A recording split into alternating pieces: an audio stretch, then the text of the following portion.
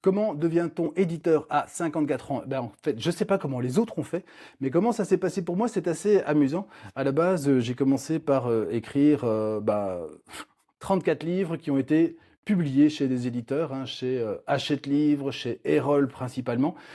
Et puis au 35e, qui était un roman, ils m'ont dit, «Ah non, non, mais toi tu pas des romans toi, donc a priori non», sans donner plus de retours, sauf: «Ah bah, ça rentre pas dans nos collections».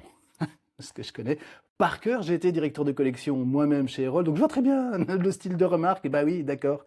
En même temps, c'est pas pour ça que c'est pas un bon bouquin. C'est pas pour ça qu'il n'a pas été écrit de manière correcte, relu de manière correcte, corrigé de manière correcte, mis en page de manière correcte, et tutti quanti. Donc je me suis dit, je vais pas le faire à compte d'auteur. Je vais mettre Pachenko Édition. Pachenko, c'est le nom de ma boîte, enfin de ma société, ma petite structure là depuis 2007. Donc voilà, c'est la moindre des choses. Et puis ensuite, j'ai écrit un livre avec un ami, ça faisait 20 ans qu'il avait envie d'écrire ce livre sur l'éducation, Géry. Et puis je lui ai dit, bah, tu vas pas t'auto-éditer, mettre Géry Pinkston avec comme éditeur Géry Pinkston, mais Pachenko Édition, on l'a fait ensemble, et même chose, c'est un livre qui mérite d'être dans les librairies. À mon ami Serge qui me disait, tu seras mon éditeur, bah voilà, j'ai fini par effectivement l'éditer.